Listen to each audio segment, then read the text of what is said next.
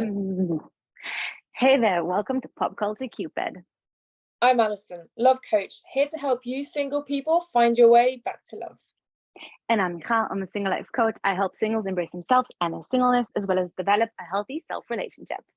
In this podcast, we will look at how pop culture impacts romance, dating, and your love life.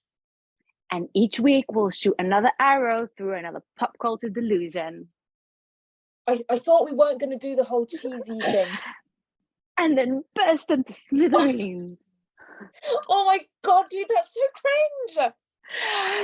Sorry, it's in the intro now. If you make it through the chaos and you enjoy what you hear, please leave a comment, like, subscribe, and go to all the social media. At Pop Culture Cupid on TikTok, Instagram, and YouTube. Enjoy! Oh, fun times. Recording in progress. Hello! Hello, hello, hello. How are you? I'm pretty good. How are you? I'm good. I was telling you about like all the holidays going on, so I'm a bit like it's like it's just a weird time. But otherwise, everything's good. There's a difference in temperature in our two worlds. Oh yeah, it's very hot here still. I mean, it's getting cooler, but it's still yes, pretty. I do live in the desert, so yes. But listen, we've started posting again, and there's a lot of editing Alison popping in and out of the videos saying, "Oh, sorry, this is a bit." I love editing Alison. Oh, she's great. She's great. She is. She won't be popping up because editing normal Alison has problems with her Mac, so she needs to sort everything out. Very weird way of speaking about myself. But I think this episode, if we're coming along the half-hour point, we maybe want to acknowledge it, say, okay, we're just going to continue on, but don't forget to subscribe, and then say hello again on the next one, instead of just being like, bam, back into the conversation. Yeah. We'll see how it goes. Yeah. How have you been? Pretty good. Still a bit congested, but that's, going to last a while. Yeah, it's just been same old, like getting into a good routine. We've reorganized the flat. Like, since we've been in here, I don't think I've had the same kind of backdrop twice. That makes things fun. It makes things fun, but pretty good. I think this is the best one because I get the daylight coming on, like our board games in the backdrop. It's pretty good. I think this one's the keeper. Last week in the kitchen, I was just being attacked by the sun and kept moving along. How about you? Otherwise, everything's good, everything's yeah. Same old, same old. Same old, yeah. Jewish holidays. From one meal to the next, lots of wine, good stuff. That's strange. In France, so there's the Christmas period where like December is just chaotic. Yeah. But in May in France, like there are so many bank holidays. Like there's this, like May is just an extra month off. Like within May, there are an extra 5 days off. Can you imagine? That's like 2.5 weekends extra within the month of May. So, I get it. Like and most French people move around a lot during that month. So everybody's exhausted come June. I'm just like, oh my God, we've moved on so much in May. Yeah, just like basically living between family meals right now. But it's good. It's good. There are worse things. There are worse things. No, it's just very confusing because there's so many meals and it's like who's gonna go to where with whom and who's hosting what meal, and it's just like especially when you're in a couple, because now you want to because now we have to split our time between his side and my side, and and each side consists of like a bunch of different people that you have to go to. So but imagine being in a relationship when like both parents are separated. That's like 4 places. Like we like JT and I, we haven't got that, but it's still a lot of places to go to. Yeah. And my parents kind of like take it for granted that I spend Christmas with them. And they don't realize that we spent Christmas with them last year. And so this year JT kind of wants to spend Christmas with his brother.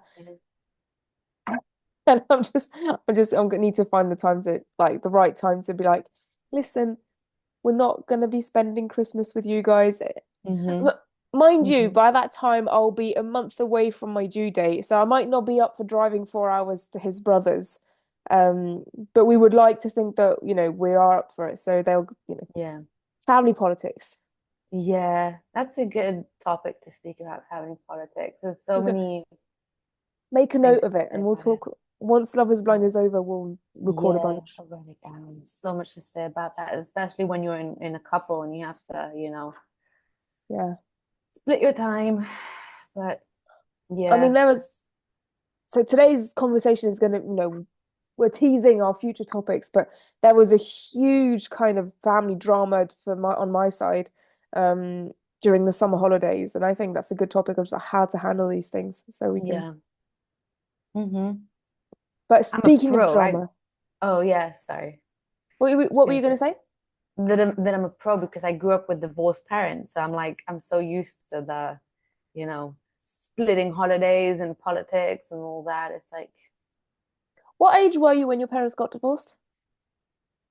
6 or 7, something like that. It's been a while, Young. so yeah. How old was your youngest sister? She was a year and a half younger than me. Well, she still is a year and a half younger Well, than yeah. me, so So whatever 6 or 7, that is. so 4.5. Yeah. That's pretty young. Yeah. Anyway, speaking of drama, Speaking of drama, um, ah, God, it's ah, this year is there's the I- I feel this year they are more kind of on trying to be on best behavior overall, but then the drama just peaks at a highest. Do you see what I the mean? drama, yeah, I don't know. I'm so exhausted from the season. I just a part of me just wants it to be over already. Like I'm watching the episodes and I can't wait for them to be over. I'm like, just please, please, because I don't like drama. I don't have any drama in my life, or especially in my relationship. And I enjoy drama in other people's relationship. It's interesting to me, but this is just too much. I'm like, oh It's my God, it's just an overdose of drama of like, and the thing is, it's not even like good drama. It's just really, really kind of, like people, what are you thinking? Like, what in the world? Like, I don't know. I know. Um, I brought up a list of like the 7 couples that we can like, swipe through and then just talk Yeah, about each. So Leo and Brittany, I think no point on coming back on them. no, no We'll probably point. talk about them at the reunion episode if they show Yeah, up. probably. And then we've got Stephen and Monica, same, no point on coming back on them. I know, but did we talk about what happened? Yeah, we talked about in the We previous did, we episode, talked, didn't we? It's so strange. I Anyway, said about yeah, self-fulfilling, so we can't, so yeah. we'll see. Although I will just say that at that party thing, Monica said like that they were on the phone and they wanted to kind of leave it in a healthy way, which I thought was Hmm. nice, which I thought Yeah, was, it's good. It's good. It's important. I think it's good. So, you don't want to be you don't want to be carrying the negative with you because then, Yeah. want to get over it, get over these things, get closure, because that's how you end up being the girl with like a million Hmm. toxic ex-boyfriends and things like that. And I think he's Yeah. toxic. I think he just messed up, she messed up, and they kind of just, want to. Yeah. She messed up as well. I will, we talked about it last Yeah. episode, the Monica and Steven episode. So we're not going to go back on it, but the fact that they kind of spoke over it and Hmm. made everything go, I think is good.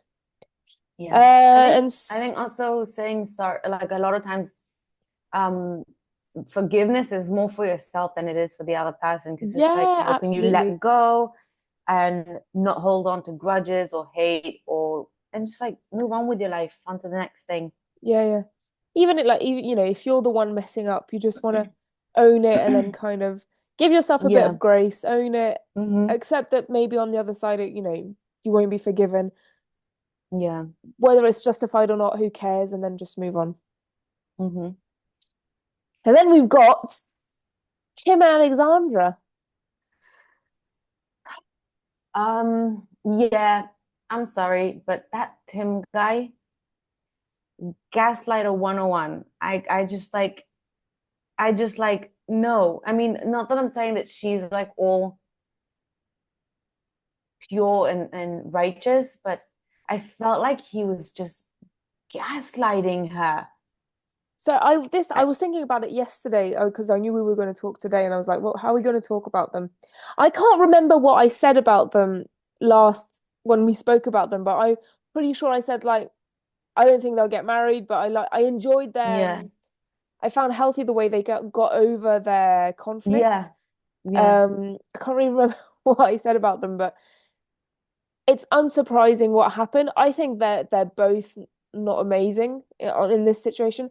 I think they're No, both gaslighters, and they're both yeah, kind of didn't find a person that they could like. I was going to say dominate, but that's not a very nice word. But yeah.